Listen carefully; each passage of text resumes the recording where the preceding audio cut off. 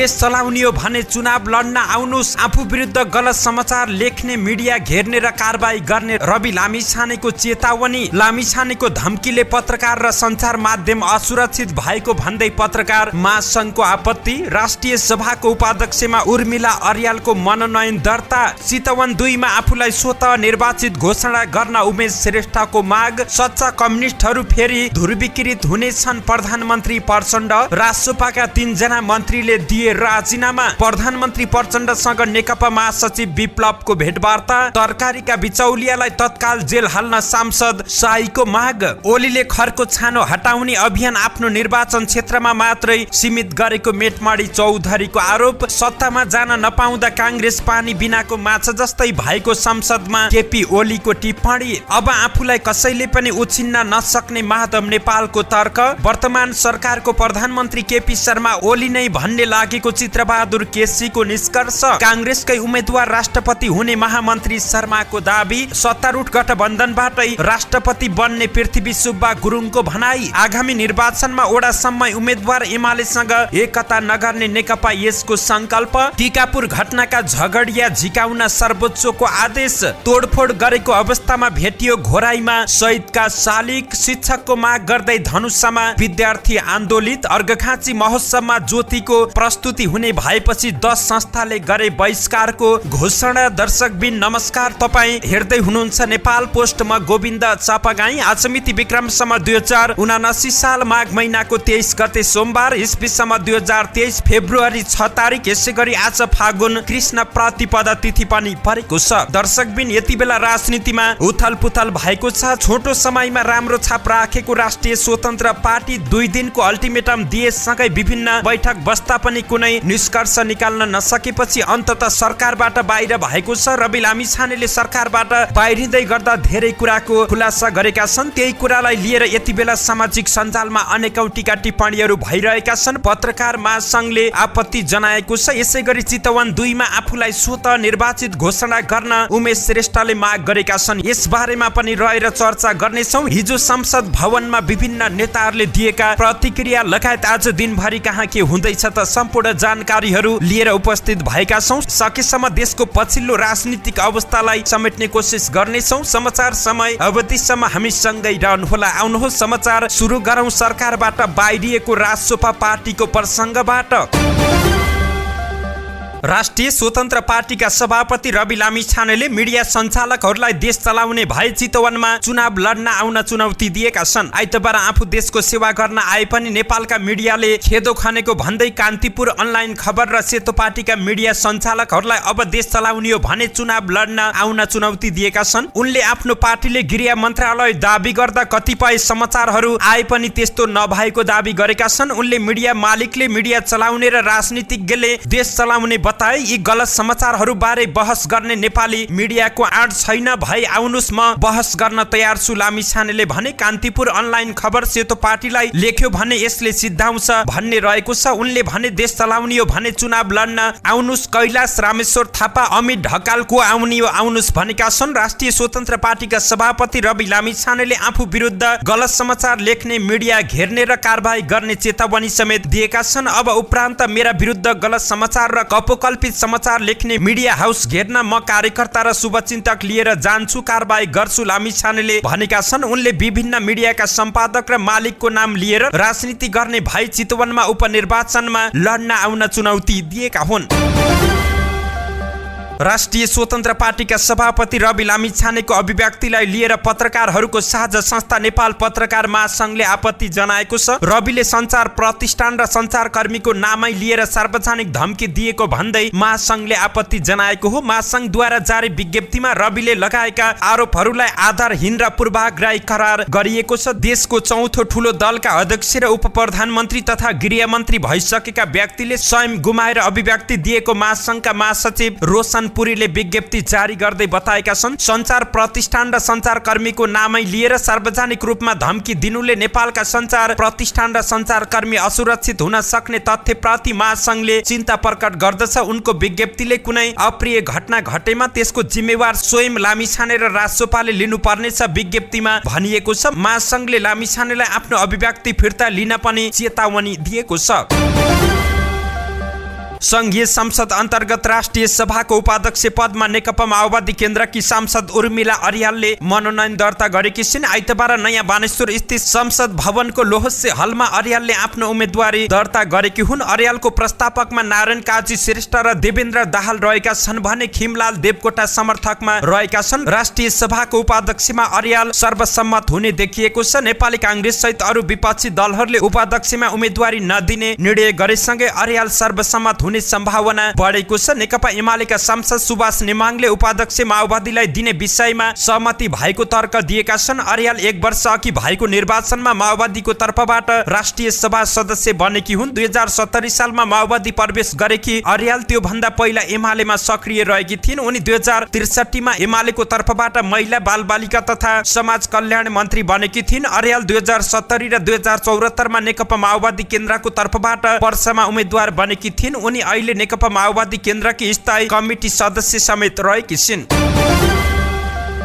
कांग्रेस नेता उमेश श्रेष्ठले रवि लामिछाने पद मुक्त भएपछि चितवन 2 मा आफू निर्वाचित भएको घोषणा गर्न माग गर्दै आइतबार दिएको निवेदनको कुनै अर्थ नभएको निर्वाचन आयोगका अधिकारीहरूले बताएका छन्। निर्वाचन आयोगले आफूका आएको कुनै पनि निवेदन अस्वीकार गरेर दरपिट दर्ता नगरी फर्काउने गर्न मिल्दो रहन्छ आयोग स्रोतले भन्यो। त्यसैले उहाँको निवेदन दर्ता भएको छ तर सबै आधार हेर्दा त्यो अघि बढ्ने अवस्थामा रहेको छैन। आइतबार श्रेष्ठले चितवन 2 बाट निर्वाचित सांसद रवि लामिछानेको उम्मेदवारी नै वैधानिक नभएको ठहर भएकाले निर्वाचनमा दोस्रो धेरै मत पाएको आफूलाई निर्वाचित घोषणा गर्न माग गर्दै निवेदन दिएका थिए। उनले आइतबार नै पत्रकार सम्मेलन गरी उपनिर्वाचन गरेर राज्य कोषको रकम खर्च नै गर्नु नपर्ने बताएका छन्। आयोगको कानुन महाशाखा स्रोतका अनुसार 3 वटा आधारले उनको निवेदन अगाडि बढ्न सकेको छैन। पहिलो रहेको छ निर्वाचन आयोगले कुनै पनि उम्मेदवारलाई निर्वाचित वा पराजित घोषणा गर्न सक्दैन। दोस्रो रहेको छ निर्वाचनको सबै काम सकेर आयोगले राष्ट्रपति कार्यालयमा प्रतिवेदन बुझाइसकेको छ भने तेस्रोमा रहेको छ चितवन 2 का निर्वाचन अधिकृत राष्ट्रसभाका सभापति लामिछाने निर्वाचित भएको घोषणा गरी आफ्नो जिम्मेवारी सकेर बिदा भइसकेका छन्। आयोग स्रोतका अनुसार जतिसुकै त्रुटि भएको भेटिए पनि आयोगले निर्वाचन अधिकृतको निर्णय परिमार्जन गर्न सक्दैन। निर्वाचन अधिकृतले गरेको काम कारबाहीलाई नीतिगत निर्देशन दिने काम गरेपछि आयोगले उसका निर्णय सामान्यतया उल्टाउन मिल्दैन। झनै निर्वाचन नतिजा जस्तो संवेदनशील निर्णय आयोग होइन अदालतको न्यायिक परीक्षणबाट मात्रै सदर वा बदर हुन सक्छ। आयोग स्रोतका अनुसार सर्वाधिक मत ल्याउने निर्वाचित उम्मेदवार कुनै कारणले अयोग्य भएका कारणले दोस्रोको दाबी परेकै भरमा आयोगले माला लगाइदिन सक्दैन। 4 मक्सिरको प्रतिनिधि सभा निर्वाचनमा चितवन 2 मा राष्ट्रसभाका सभापति लामिछानेले 49,264 मत ल्याएर निर्वाचित भएका थिए। उनका प्रतिस्पर्धी कांग्रेसका उमेश श्रेष्ठले 14,983 र तेस्रो भएका एमालेका कृष्ण भक्त पोखरेलले 14,647 मत पाएका थिए। तर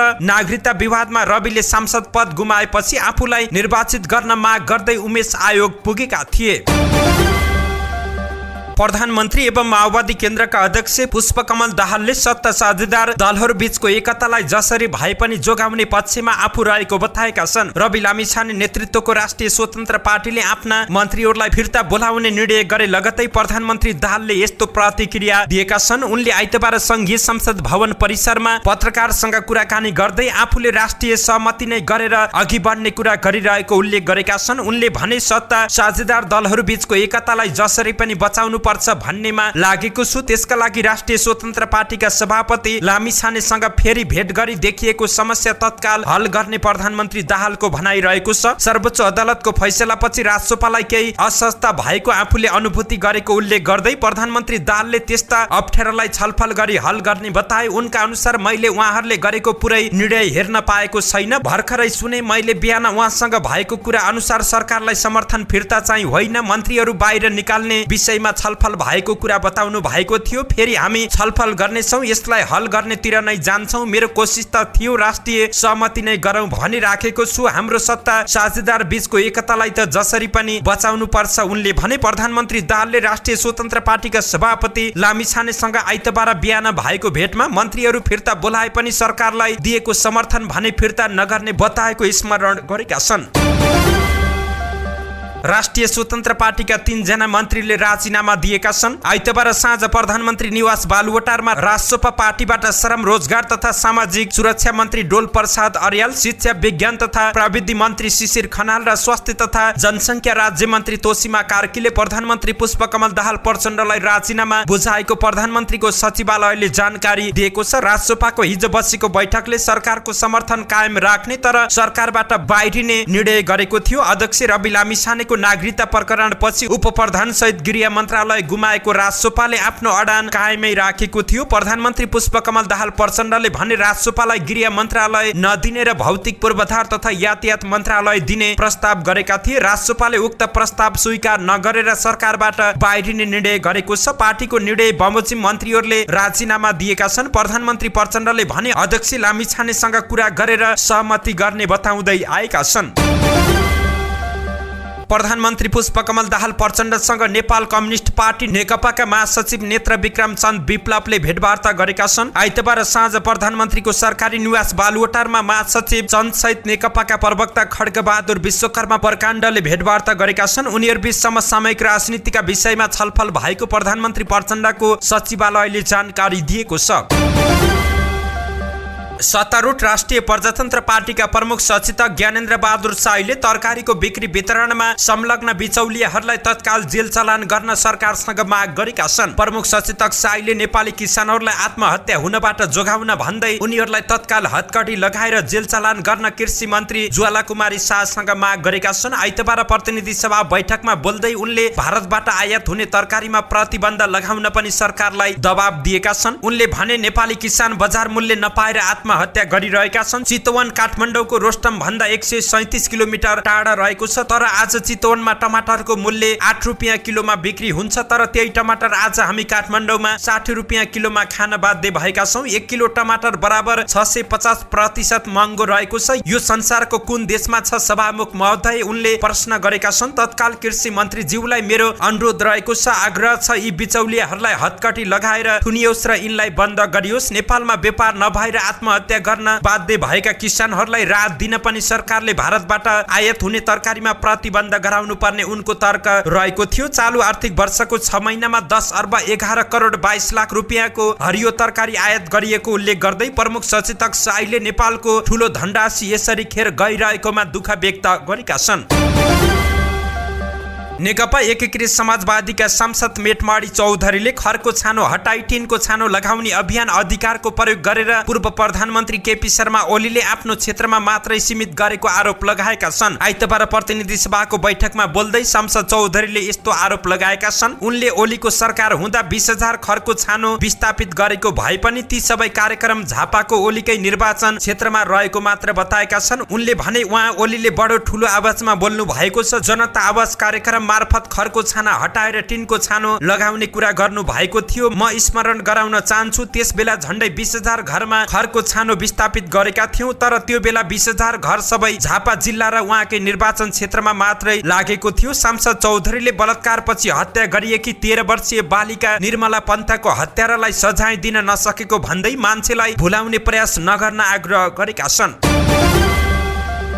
सत्तारूढ दल नेकपा एमालेका अध्यक्ष केपी शर्मा ओलीले आफूहरू सरकारमा जाने र सत्ताको लिप्सामा नभएको बताएका छन्। प्रतिनिधि सभाको आइतबारको बैठकमा विशेष समय लिएर बोल्दै पूर्व प्रधानमन्त्री समेत रहेका ओलीले आफूहरू सत्ता लिप्सामा नभएको भन्दै देशमा राजनीतिक अनिश्चय बढ्दै जाने देखेर आफूहरूले सरकार निर्माणको पहल गरेको बताएका छन्। हामी जसरी पनि सरकार बनाउने सत्ता लिप्सामा थिएनौं, अनिश्चय बढ्दै गएको अवस्थामा एमालेले सरकार निर्माणको पहल गरेको हो। हामीले सत्ता दलले साझा न्यूनतम कार्यक्रम ल्याएका छौं। नयाँ सरकार गठन भएपछि जनतामा उत्साह प्रवाह भएको उनले बताएका छन्। सरकार निर्माणका लागि गठन भएको उच्च स्तरीय राजनीतिक संयन्त्रको संयोजक समेत रहेका ओलीले यति बेला नेपाली कांग्रेस पानी बाहिरको माछा जस्तै छटपटिएको टिप्पणी गरेका छन्। कांग्रेसले संसदमा लेखेको भूमिका विचित्रको रहेको छ। प्रधानमन्त्रीलाई विश्वासको मत दिएर एमाले विरुद्ध उम्मेदवारी दिन छोडेको छैन। अहिले कांग्रेसले आफूलाई न सत्ता पक्ष न प्रतिपक्ष भन्न नै सकेको छ। कांग्रेस पानी बाहिरको माछा जस्तै भएको छ उनले उनले भने अध्यक्ष ओलीले पुस 10 मा आफ्नो पहलमा पुष्पकमल दाहाल प्रचण्ड नेतृत्वको सरकार बनेदेखि कांग्रेसमा छटपटी भएको जिकिर गरेका छन्। कांग्रेसका मित्रहरूसँग सत्तामा विग्रह ल्याउने र अल्पकालीन लाभ लिने अनुभव राम्रो रहेको छ। मेरा मित्र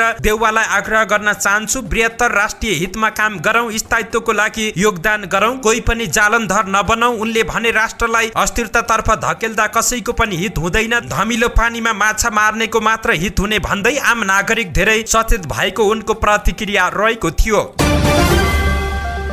नेकपा एकीकृत समाजवादीका अध्यक्ष माधव नेपालले पार्टीलाई एकताबद्ध बनाएर जानेमा कुनै मतभेद नभएको स्पष्ट पारेका छन्। शनिबारबाट सुरु भएको केन्द्रीय कमिटिको बैठकलाई सम्बोधन गर्दै उनले मुकुन्द नेउपानेले पार्टीमा फरक मत राखेको नभएर एकताबद्ध बनाएर जान सुझाव दिएको बताएका छन्। उनका अनुसार नेताहरूको बीचमा खटपट सुरु भइसक्यो भन्ने तपाईहरुलाई लागेको होला, तर त्यस्तो भएको छैन। भइहाल्यो भने पनि आत्तिनु पर्दैन, केही छैन। यो 50 वर्ष इतिहासमा हामी अनेकौं उतार चढावहरूलाई पार गर्दै अगाडि बढिरहेका छौं। उनले अहिले आफूहरूले लिएको अवधारणा अनुसार हिँडे सबै पार्टीलाई उछिन्न सक्ने पनि दाबी गरेका छन्। उनका अनुसार पहिला 4 सिट ल्याएको बीजेपी अहिले भारतमा पुरै हावी भएको छ। 2015 सालमा 2/3 भन्दा बढी ल्याएको नेपाली कांग्रेस अहिले कम्युनिस्टहरू भन्दा पनि कमजोर भएको छ। तर कम्युनिस्ट आन्दोलन भित्रै देखिएको विकृतिको कारणले आफूले लोकप्रियता हासिल गर्न नसकेको उनको टिप्पणी रहेको छ।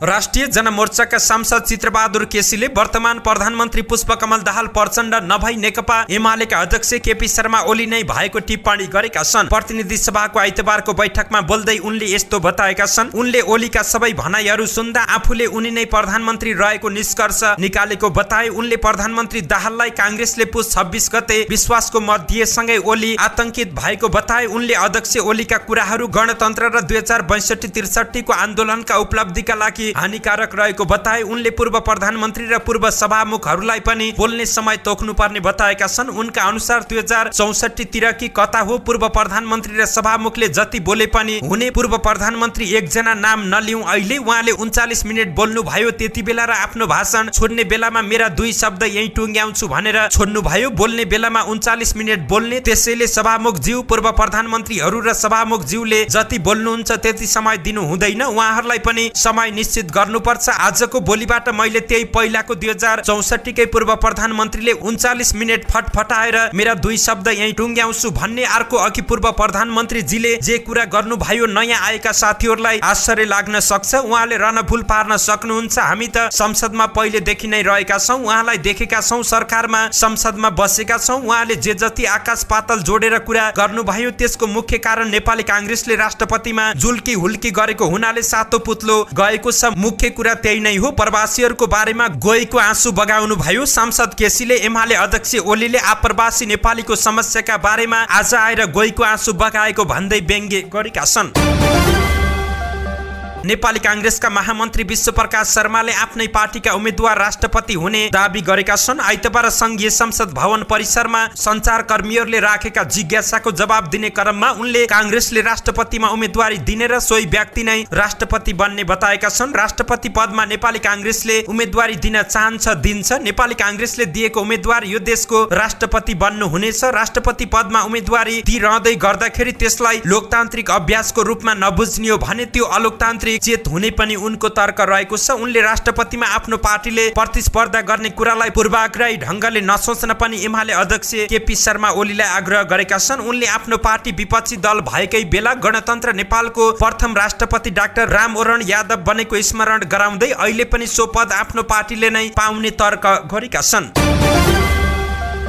सत्तारूढ प्रमुख घटक नेकपा एमालेका उपमहासचिव एवं प्रचार विभाग प्रमुख पृथ्वी सुब्बा गुरुङले सत्तारूढ गठबन्धन भित्रबाटै राष्ट्रपति बन्ने बताएका छन्। उपमहासचिव गुरुङले एमालेलाई राष्ट्रपति दिने सहमति सत्तारूढ दलहरू बीच भइसकेको उल्लेख गर्दै त्यसमा पनि राष्ट्रिय सहमति जुटाउन पहल गर्ने उनले बताएका छन्। आइतबार संघीय संसद भवन परिसरमा सञ्चारकर्मीसँग उनले आफू भने राष्ट्रपतिको दौडमा नरहेको स्पष्ट पारेका छन्। महासचिव गुरुङले भने गठबन्धन भित्रकै मान्छे राष्ट्रपति हुन्छ, जो भए पनि गठबन्धन भित्रको सहमति एमालेलाई राष्ट्रपति दिने रहेको छ। त्यसैमा राष्ट्रिय सहमतिको खोजी गर्ने हो सकभर। राष्ट्रिय सहमति भएन भने सत्तारूढ दलहरूबीच सहमतिमा हुन्छ नि। राष्ट्रपति एमाले भित्रै रहेको छ नि। मेरो नाम चर्चामा आए पनि राष्ट्रपतिको दौडमा म भने रहेको छैन। उपमहासचिव गुरुङले सत्तारूढ दलहरूले राष्ट्रपतिमा कांग्रेसलाई मतदान गर्ने कुनै सम्भावना नरहेको बताएका छन्।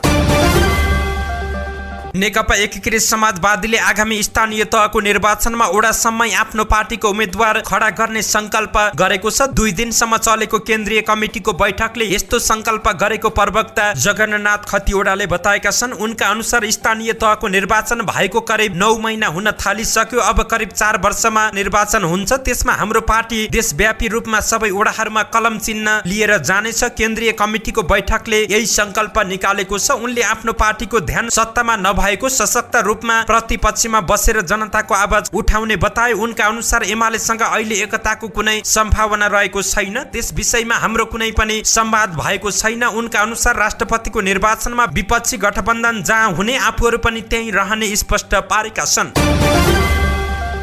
सर्वोच्च अदालतले टीकापुर घटनाको सन्दर्भमा झगडिया झिकाउन आदेश दिएको छ। सर्वोच्चका न्यायाधीश द्वै टङ्कबहादुर मोक्तान र मनोज कुमार शर्माको संयुक्त इजलासमा आइतबार उच्च अदालतले गरेको फैसलामा खोट भएको हुन सक्ने भन्दै झगडिया झिकाउन आदेश दिएको छ। 2072 भदौ 7 गते थरुहट आन्दोलन हिंसात्मक बनेपछि भिडको आक्रमणमा परेर नेपाल प्रहरीका वरिष्ठ प्रहरी उपरीक्षक लक्ष्मण नेउपाने सहित 8 जना सुरक्षाकर्मी मारिएका थिए। उक्त घटनामा रेशम चौधरी सहित 11 जनालाई दोषी ठहर गर्दै 2075 फागुन 12 गते कैलाली जिल्ला अदालतले जन्मकैदको फैसला सुनाएको थियो। त्यसको 2 वर्षपछि 2077 साल पुस 3 गते उच्च अदालत दिपायलले रेशम चौधरी सहित 8 जनालाई जन्मकैदको फैसला सुनाएको हो। उक्त फैसला विरुद्ध फागुन 12 गते रेशम पक्षका कानुन व्यवसायीहरूले पुनरावेदनका लागि दिएको निवेदनमाथि सर्वोच्चले हिजो आदेश दिएको थियो। झगडिया झिकाउने आदेशसँगै यस मुद्दामा अब पुनः बहस तथा सुनवाई हुने र मिसिलको अध्ययनसँगै प्रमाणको मूल्याङ्कन गर्ने काम हुनेछ।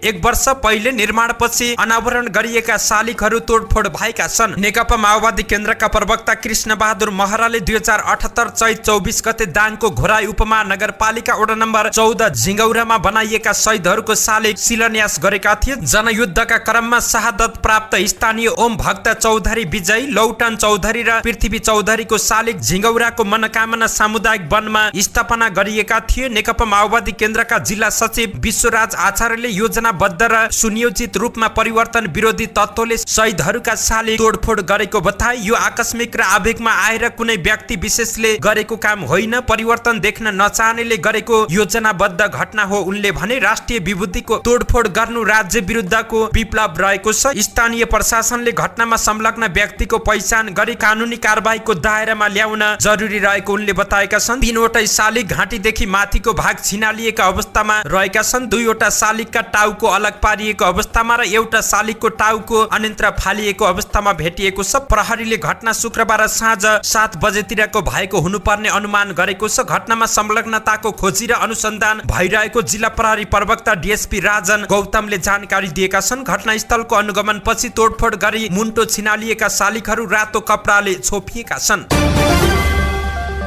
विद्यालयमा शिक्षक माग गर्दै धनुषाको पटेश्वर गाउँपालिकाका विद्यार्थी आन्दोलनमा उत्रिएका छन्। साउन महिनादेखि शिक्षक अभावमा 3 वटा विषय पढाइ नभएको भन्दै वडा नम्बर 1 स्थित लक्ष्मी माध्यमिक विद्यालयका विद्यार्थीहरूले आन्दोलन सुरु गरेका छन्। वडा कार्यालय घेराउ गर्न पुगेका आन्दोलित विद्यार्थीहरूले कार्यालयमा जनप्रतिनिधि नदेखेपछि आइतबार दिउँसो वडा कार्यालयमा तोडफोड समेत गरेका छन्। उनीहरूले स्थानीय जनप्रतिनिधि विरुद्ध नाराबाजी गर्दै वडा कार्यालय अगाडि सडक अवरुद्ध गरी केही बेर टायर बालेर प्रदर्शन गरेका थिए। प्रधानाध्यापक श्याम सिंहले आफू शिक्षक व्यवस्थापन गर्न नसक्ने जवाब दिएपछि बाध्य भएर आन्दोलन गर्न आएको विद्यार्थीको भनाइ रहेको छ। उनीहरूले लामो समयदेखि वडा अध्यक्ष र प्रधानाध्यापकसँग अंग्रेजी, सामाजिक र विज्ञान विषयको शिक्षकको माग गरिरहेका छन्। तर राजनीतिक खिचातानीले विद्यालय व्यवस्थापन समिति गठन हुन नसक्दा शिक्षक भर्ना हुन सकेका छैनन्। गाउँपालिकाले शिक्षक पठाए पनि विपक्षी दलका स्थानीय नेताले उनीहरूलाई पढाउन नदिएको वडा अध्यक्ष अशोक महतोको भनाइ रहेको छ। यसै परीक्षा हुन 1.5 महिना मात्र बाँकी रहँदा पनि पढाइ नहुँदा बाध्य भएर आन्दोलन गर्नु परेको विद्यार्थीको गुनासो रहेको छ।